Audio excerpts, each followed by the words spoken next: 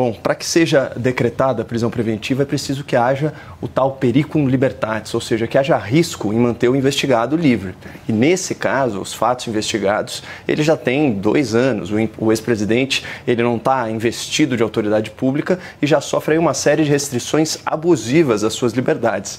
Prendê-lo seria uma violação explícita à presunção de inocência e também ao devido processo legal. Mas, essencialmente, não há elementos para a prisão do ex-presidente Jair Bolsonaro porque não há sequer indícios de prática criminosa.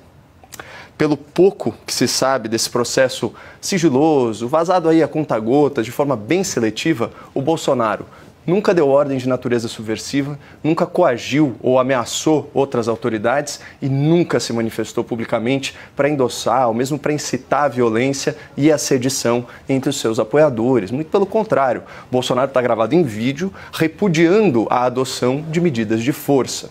O que nós sabemos é que algumas figuras do entorno do ex-presidente se frustraram com a sua postura conformista a respeito do processo eleitoral e tentaram sim persuadi-lo a tomar ações mais drásticas, o que nunca aconteceu. Tanto que a diplomação, a posse, a transição de poder para o governo petista se deram de forma pacífica, sem envenenamentos, sem enforcamentos em praça pública ou sem assassinatos em série, como sugere o relatório sensacionalista da Polícia Federal.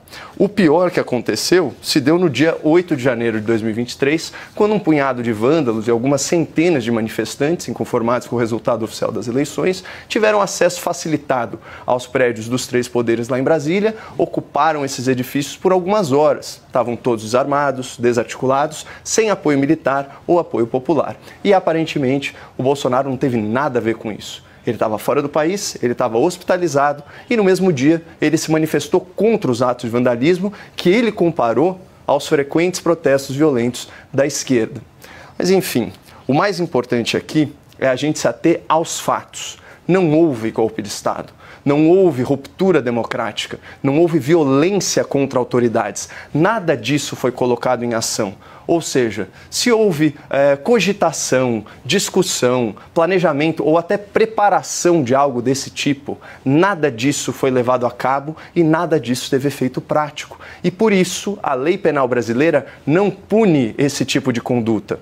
É o que se chama no direito de atos preparatórios. Ou seja, reuniões, consultas, a redação de minutas, conversas ao celular, requisição de orçamento, elaboração de planos, tudo o que foi descrito no relatório da PF, embora reprovável, não é criminoso. Se criminoso fosse, todas as autoridades militares que tiveram ciência desses eventos, incluindo os chefes das Forças Armadas, deveriam responder pelo menos pelo crime de prevaricação, por não terem comunicado o suposto golpe às autoridades competentes. E aí fica a pergunta, se a Polícia Federal tem tanta certeza que estava em curso um golpe de Estado, por que não indiciou o ex-comandante do Exército e o ex-comandante da Aeronáutica por prevaricar? Mas vamos retomar aqui os 2 principais crimes pelos quais os investigados foram indiciados. É tentativa de golpe de Estado e tentativa de abolição do Estado Democrático de Direito. Nesses 2 casos, está escrito na lei que o crime só se configura por meio de violência ou de grave ameaça.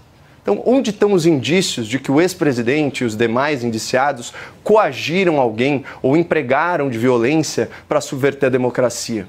Se essas provas existem, elas ainda não foram apresentadas, Leandro. E graças a Deus, a nossa lei ainda não pune as ideias ruins, apenas as ideias ruins colocadas em prática, efetivamente tentadas, efetivamente executadas. Enforcamentos, envenenamentos e golpes imaginários não são crime e não deveriam ensejar a prisão de ninguém.